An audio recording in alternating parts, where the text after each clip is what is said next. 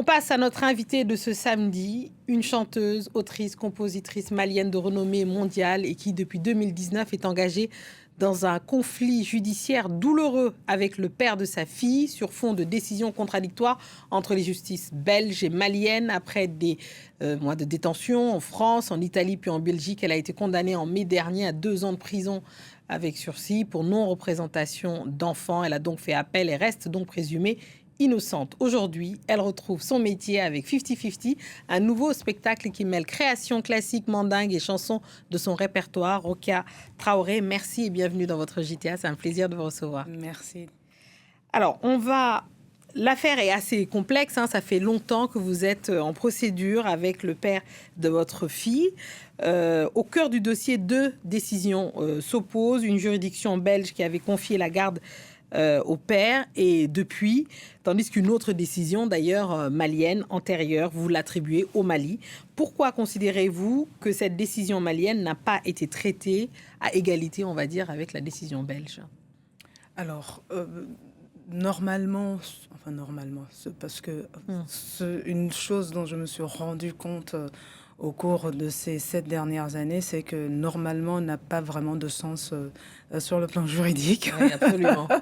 Surtout quand il s'agit du droit international, que va intervenir là-dedans des accords ou pas accords, mais généralement, surtout en droit de la famille, on va quand même partir du principe que la juridiction compétente est celle du pays dans lequel l'enfant a sa résidence habituelle. Cela pour le bien de l'enfant, parce qu'on va estimer que c'est là que le juge peut demander une enquête pour comprendre mieux ce qui se passe, etc.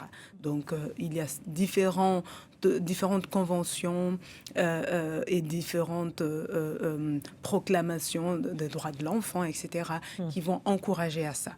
Après, comme m'a dit une greffière au Mali, quand j'étais vraiment au plus mal et que je enfin au pire de mon état pendant cette procédure, une greffière au Mali m'a expliqué que quand il y a de vrais enlèvements et que le pays européen qui n'a pas d'accord avec le Mali demande un retour de l'enfant et qu'il y a une procédure qui s'appelle une procédure d'exéquatur, etc.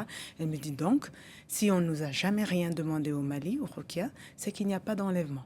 Le jour où on le fera, dans ce cas, il y aura un jugement à travers la procédure d'exéquatur pour vérifier si le Mali accepte la décision belge et si on va effectivement faire retourner cet enfant, parce qu'il est hors de question qu'un pays garde un enfant. Le Mali a signé les accords par rapport aux droits de l'enfant, même si le Mali n'a pas signé la Convention de La Haye. Donc j'ai appris des tas de choses juridiques et très, pourtant... Oui, très la complexe. Belgique, tout à fait. Oui, et pourtant la Belgique est signataire. Mais il y a une question évidemment qui nous taraude. Vous avez été très loin pour votre fille, pour garder votre fille, y compris aller en prison.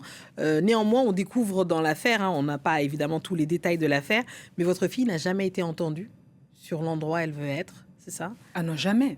Jamais, parce qu'elle vit au Mali. On mène une enquête, etc. Même à l'époque où Interpol était encore impliqué, où on va au tout début, ça a été le cas. Et à un moment donné, avec la décision malienne, Interpol retire son indice, parce qu'il y a 2 décisions dans 2 pays. Ce qui est étonnant que j'ai découvert, c'est que dans ce genre de situation, j'ai quand même été traitée comme n'importe quel criminel. Même pire, parce que même quelqu'un qui a assassiné quelqu'un, s'il est hors de juridiction, on ne peut pas l'atteindre. C'est-à-dire que moi, on a pu m'atteindre, finalement pas pour l'enfant, mais en m'exigeant d'amener l'enfant ou d'arrêter ma carrière en Europe. C'est quand même assez complexe et ça met dans un état d'esprit une personne, une maman, qui n'a rien fait. Et d'ailleurs, ça aurait été pour le plaisir d'empêcher le père d'avoir sa fille. Le prix à payer est trop cher, y compris pour l'enfant. Oui. Je ne vais pas laisser peser sur mon enfant l'arrêt de ma carrière. Donc, j'aurais amené cet enfant. Cet enfant, même si je pensais que c'était à tort, je l'aurais fait.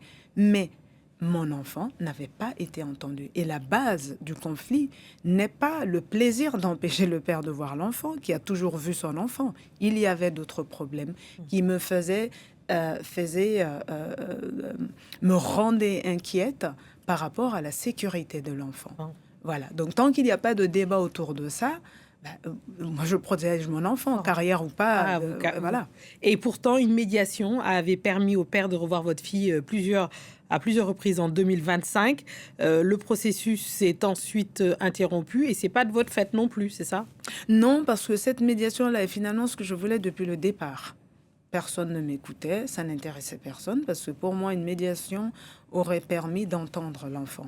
Donc, je ne vais pas pouvoir vraiment parler en dehors de répondre, parce qu'il y a quand même il y a eu une accusation qui est partie à la sortie du tribunal où mes avocats ont décidé de me parler d'abord avant de dire quoi que ce soit. Et l'avocat de la partie adverse a fait des déclarations dont le fait que j'aurais causé des problèmes à cet accord-là à nouveau. Non, ça n'est pas du tout le cas.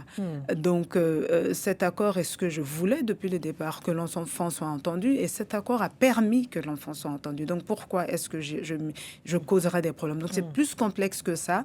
Je vais m'arrêter là parce que cela me permet de rendre les choses claires, puisque cette déclaration a conduit au fait que on en arrive en Belgique à demander à des festivals de me déprogrammer. Ah bah justement. Donc, c'est quand même important de parler de ça maintenant, qu'il soit certain qu'il faut arrêter à un moment donné. C'est...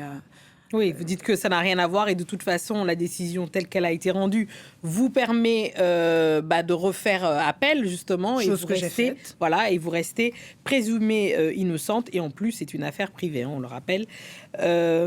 Alors, on va parler très rapidement de la musique parce que vous remontez sur scène pour notre plus grand bonheur à tous. Il y a beaucoup de gens qui attendent de vous voir et ce sera le cas au Cabaret Sauvage le 16 juillet avec un nouveau projet, enfin le 50-50, où vous allez faire un mélange entre voilà ce que vous savez faire de mieux finalement, de la musique. Mais oui, c'est pour ça que j'aime la musique. C'est pour quelque part faire découvrir des choses que j'entends dans la musique mandingue, dans des musiques d'Afrique. Et que j'aimerais faire en sorte qu'ils vivent aussi en les réactualisant ou en m'amusant à faire des fusions, à les réarranger ou créer, composer d'autres choses totalement différentes, mais avec mes inspirations en étant une personne qui a des influences multiples. Donc 50-50 continue dans ce sens-là, voilà. Absolument. Le mélange est le meilleur de tous les mondes. Merci beaucoup, Rekia Traoré, d'être venu. C'est à Paris, Cabaret Sauvage. Courez-y, c'est le 16 juillet, c'est bientôt. Merci. C'est la fin de cette édition. Merci à tous et restez avec nous car l'actualité continue sur France 24. Merci.